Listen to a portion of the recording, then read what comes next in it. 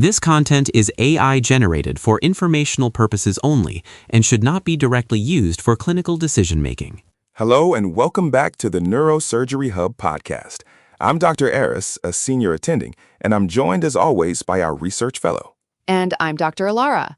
Today we're looking at a fascinating new study from the Keck School of Medicine of the University of Southern California, published in PloS One in 2026. The paper is titled Minimally Invasive Resection of Deep-Seated Subcortical and Intraventricular Lesions Using an Integrated Camera Port System, a Retrospective Case Series. This is a timely topic. As we all know, approaching deep intraaxial and intraventricular lesions present unique operative challenges. We're always worried about iatrogenic neurologic injury compared to more superficial lesions. The paper highlights three major hurdles: proximity to eloquent structures, limited visualization in deep or dark surgical corridors, and injury from prolonged retraction. Exactly. The authors, led by Dr. Robert Briggs and Dr. Gabriel Zada, emphasize that traditional blade retractors can be problematic. Over the last decade, we've seen a shift toward minimally invasive port-based systems. We've used the BrainPath and the ViewSight systems, which use tubular retractors to establish a corridor. And those are great because they offer circumferential dilation and displacement of the brain parenchyma rather than transection. They allow for transfocal access and reduce the likelihood of retraction injury because of that radial distribution of forces. But, Alara, what's the specific technology they're evaluating here? Because most ports still require an external microscope or exoscope. That's the hook of this study. They're looking at the Aurora Surgiscope by IntegraCorp. Unlike the systems we usually see, the Aurora is a single-use camera port retractor with integrated lighting and visualization capabilities. So instead of the surgeon looking down the tube from a distance with a microscope or an exoscope, the camera and the light source are built right into the device? Precisely. It eliminates the need for separate external optical systems. The study is a retrospective review of 25 adult patients at their institution who underwent resection using the system between January 2021 and December 2024. Let's look at the demographics and the types of lesions they were tackling. Often these port series are limited to just one pathology, like glioblastomas or ICH. This was actually quite a diverse set. Out of the 25 patients, the most common were colloid cysts at 24%, followed by intraparenchymal hematomas, or IPH, at 20%. They also treated brain metastases, ependymomas, and gliomas, which each made up 16% of the cases. That's a good spread. What about the dimensions? Deep-seated is a relative term in some papers. In this series, the mean lesion depth was 3.5 centimeters, and the mean lesion diameter was also 3.5 centimeters. So these were significant targets, not just small biopsies. And what about the surgical metrics? Efficiency is always a concern when adopting a new integrated system. The median surgical time was 2.4 hours. That's relatively efficient for these types of deep cases. They achieved gross total resection, or GTR, in 12 out of the 17 operations where complete resection of the tumor or colloid cyst was the actual surgical objective.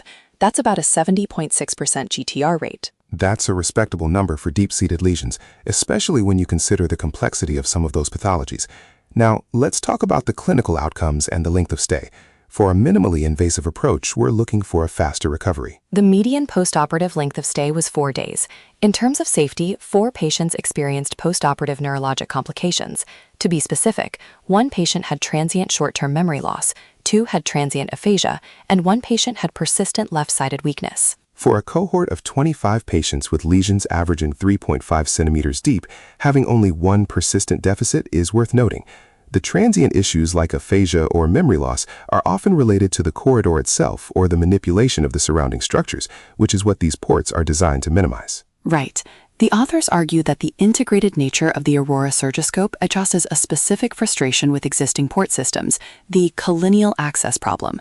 When you use a separate microscope or endoscope, you often have a light source and optical device that are distant from the target, which can create shadows or limit the field of view if the port isn't perfectly aligned. I've definitely experienced that. The working in a hole sensation, where you're constantly adjusting the microscope to see around your own instruments.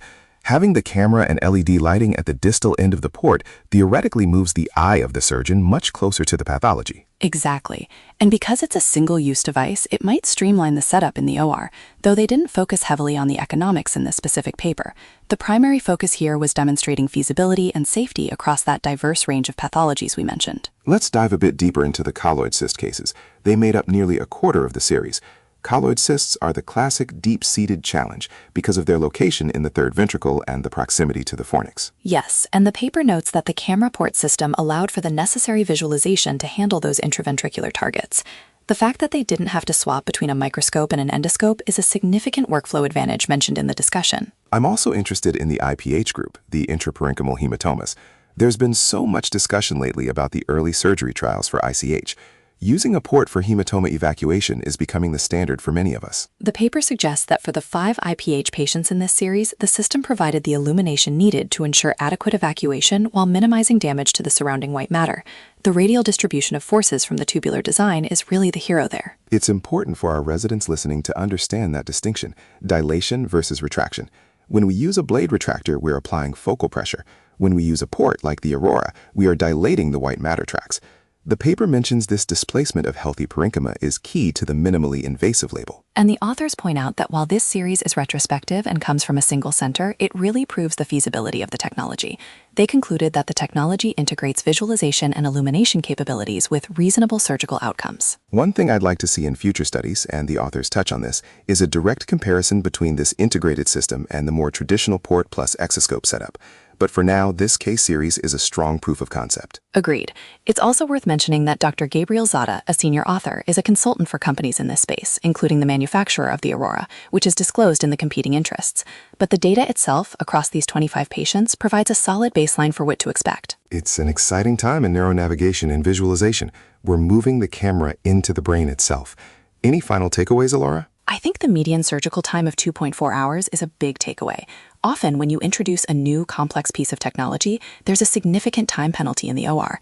This doesn't seem to show that, likely because the visualization is so integrated. Great point. If you're a resident or a fellow listening, pay attention to these port-based systems. The ability to access the third ventricle or deep subcortical tumors through a 3.5 centimeter corridor with integrated lighting is a skill set that will likely become standard. Well, that covers the key points of the Briggs et al. Paper from 2026. A 70% GTR rate for deep targets with a 4-day median stay is definitely a success for an integrated camera port system. Thank you, Dr. Alara, and thank you all for tuning in to the Neurosurgery Hub podcast. We'll see you in the next episode. Goodbye, everyone.